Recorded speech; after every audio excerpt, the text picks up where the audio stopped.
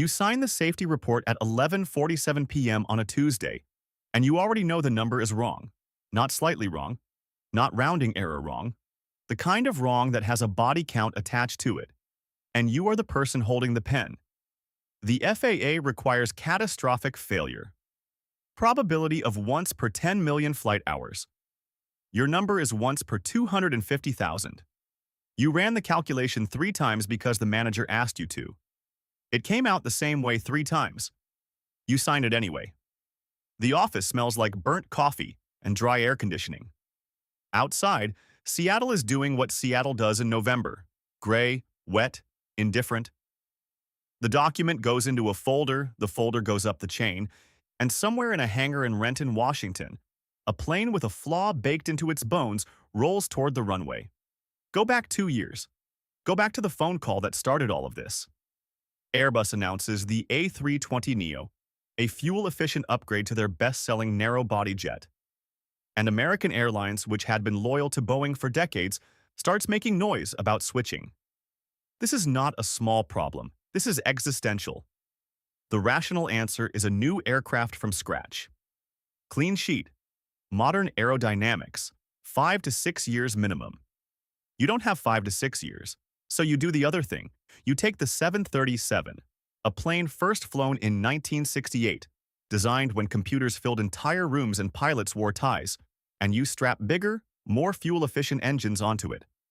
The CFM LEAP 1B. These engines are wider than the original design allows. The original design sits too low to the ground, so you move the engines forward and up, changing the aerodynamics of the aircraft in ways that are, technically speaking, significant. The plane now wants to pitch up at high angles of attack. Left unaddressed, this tendency can stall the aircraft. You know this on day one. Every engineer in the room knows this on day one.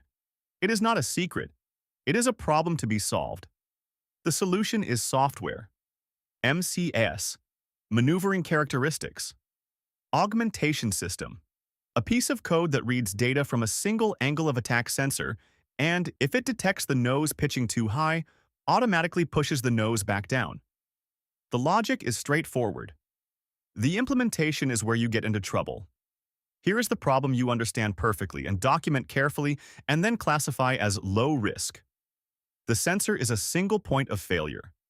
If it malfunctions, if it reads the wrong angle, if a bird hits it on takeoff, if it simply fails the way components sometimes fail, MCAS doesn't know. It receives incorrect data and acts on it anyway. It pushes the nose down. The pilot pulls back. MCAS pushes down again. The pilot pulls back harder. MCAS does not care.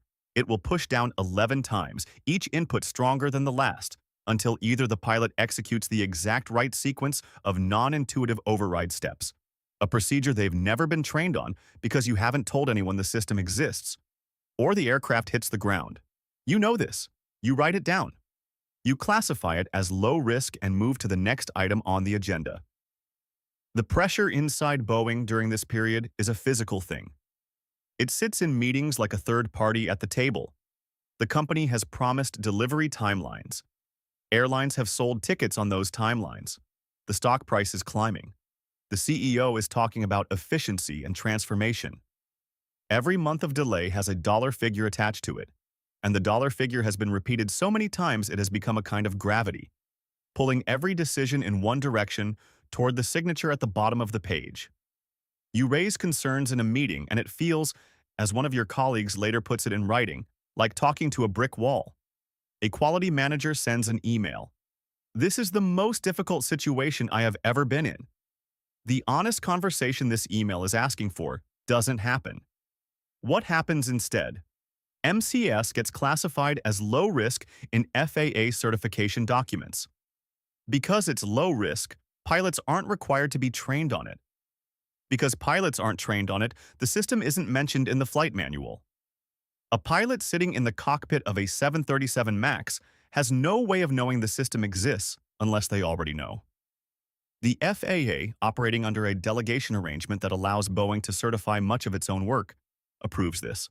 The 737 MAX enters commercial service in May 2017. You are still at your desk in Renton. You have a daughter who takes swimming lessons on Wednesday evenings. The plane you helped build is in the air right now, over some ocean, carrying people who have no idea what's running in the background. Lion Air Flight 610 takes off from Jakarta on the morning of October 29, 2018. The angle of attack sensor on the left side of the aircraft is reading incorrectly, a fact that has been true for the previous 4 flights, flagged in maintenance logs, and unresolved. 13 seconds after takeoff, MCAS activates. The pilots fight it for 12 minutes. The cockpit voice recorder captures everything. The sounds of 2 men doing everything they can think of, pulling back against a machine that doesn't know it's wrong. At 6:31 a.m. local time, Flight 610 hits the Java Sea. 189 people. Boeing responds with statements about safety commitment and the importance of ongoing review. Internally, the posture is different. An employee writes, "Would you put your family on a MAX simulator-trained aircraft?" "I wouldn't." A Boeing pilot describing the MCAS behavior during testing. "It's running rampant in the sim." These messages exist on Boeing's own servers in October 2018. They are not disclosed to the FAA. They are not disclosed to airlines. They are not disclosed to the pilots who will fly the aircraft the following morning. Ethiopian Airlines Flight 302 takes off from Addis Ababa on March 10, 2019. The angle of attack sensor malfunctions at rotation. MCAS activates. The captain and first officer fight it for 6 minutes. They are traveling at over 500 miles per hour when the aircraft enters the ground 32 miles southeast of the airport. 157 people. 6 minutes of 2 people doing everything right, and it isn't enough because the thing they're fighting doesn't know they're there. The grounding order comes within 4 days. 371 aircraft pulled from operation simultaneously. The largest grounding in aviation history. You watch it on the news in your living room, and the feeling is not surprise. Surprise is not the feeling.